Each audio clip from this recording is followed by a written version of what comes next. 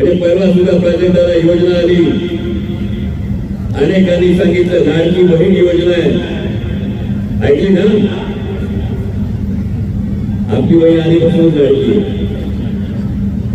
त्यामुळे लोकसभेला मताची झाली कडकी म्हणून बहीण झाली लाडकी म्हणायची आपल्याला वेळ येत नाही. पण या योजनेचं खरे गुपित जर समजून घेतलं तर एक चित्र समोर आलं, एक प्रसंग समोर आला. असाच मोठा कार्यक्रम होता. या मोठ्या कार्यक्रमामध्ये महाराष्ट्राचे मुख्यमंत्री महोदय सगळ्या लाडक्या बहिणींना विचारत होते, पैसे आले का, आले का, आले का, आले का? मला आठवत नाही, मला वाटत नाही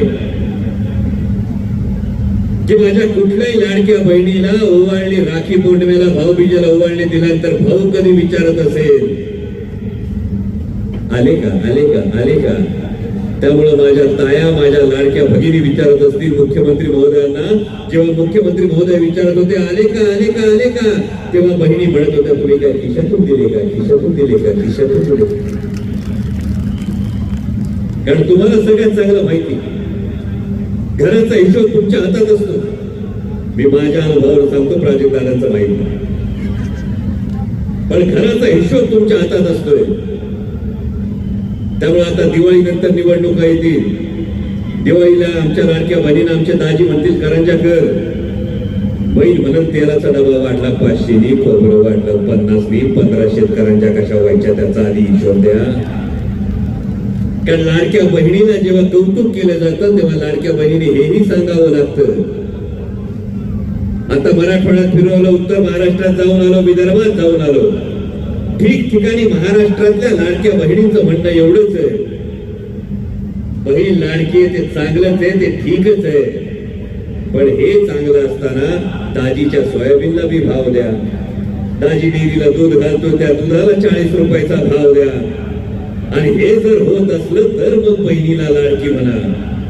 आणि त्यामुळं तुम्हाला सगळ्यांना काळजी काढताना एकच गोष्ट सांगायची, कारण राजकारण हा तसं बघितलं तर अनेकदा असं समजलं जातं माता भगिनींचा प्रांत नाही. पण हो, या महाराष्ट्राची जडणघडण ज्या छत्रपती शिवाजी महाराजांनी काढली, त्या छत्रपती शिवाजी महाराजांचं नाव घेतलं की आजही अभिमानानं भरून येतो. या महाराजांचं राजकारण जर कोणी उभं केलं असेल, ते बाळकडू जर कोणी दिलं असेल तर ते राष्ट्रमाता जिजाऊ माँसाहेबांनी दिलं. आणि हे आता सांगण्याची आवश्यकता अशासाठी की तुम्हा सर्व माता भगिनींच्या समोर एक आव्हान आहे. कारण आजी असेल तर आजी आपल्या नातवंडाला, आई असेल तर आई आपल्या लेकराला कधीच असं सांगत नाही, बाळा चोरी चपाटी कर, लांडी लबाडी कर, पण मोठा माणूस हो. शिकवतंय का असं? पोराला असं शिकवतोय का आपण?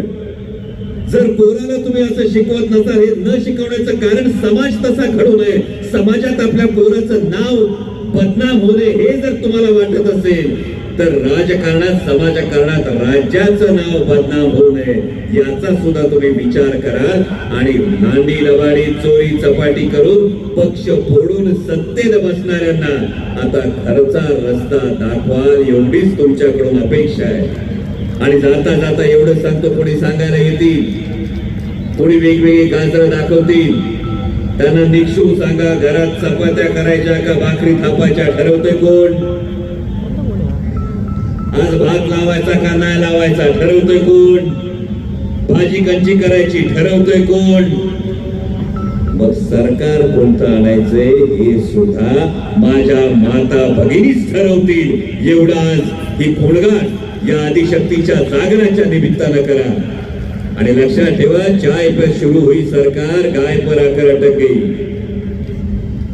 चाय पर शुरू हुई सरकार, गाय पर आकर अटक गई. बात तो हुई थी 15 लाख की, 1500 में कैसे सिमट गई? आठवतं ना 15 लाख? बात तो हुई थी 15 लाख की, 1500 में कैसे सिमट गई? इसलिए दादा भाई भाऊ, इसलिए दादा भाई भाऊ, ये गुलाबी धूल हमारी आंखों में ना झोंके. आपको गद्दारी के लिए 50 ठोके और लाडली बहना सिर्फ 1500 में होगी. तेव्हा 1500 रुपये 5 वर्षासाठी, वर्षासाठी 300 रुपये, दिवसाचा 1 रुपया सुद्धा जर 1500 रुपयाचा जर हिशोब केला तर दिवसाचे जेमतेम 50 रुपये जर आपल्या भविष्यासाठी, आपल्या स्वाभिमानासाठी कोणी विचार करत असेल तर माझ्या माता भगिनींना हीच माझी विनंती आहे की या आदिशक्तीचं नाव घ्या, या आदिशक्तीचा जागर करा आणि या महाराष्ट्रामध्ये राष्ट्रमाता जिजाऊ माँसाहेब, सावित्रीबाई फुले, पुण्यश्लोक अहिल्याबाई होळकर यांच्या प्रेरणेतून उभं राहणारं राज्य, माझ्या माता भगिनींच्या स्वाभिमानाचं राज्य येण्यासाठी आई जगदंबेला साकडा झाला आणि आता पदर खोचून महाराष्ट्रातलं जुलमी, अन्यायी, भ्रष्टाचारी सरकार घालवण्यासाठी तुम्ही कंबर कसा, एवढीच तुम्हाला विनंती करतो. एबीपी माझा, उघडा डोळे बघा नीट.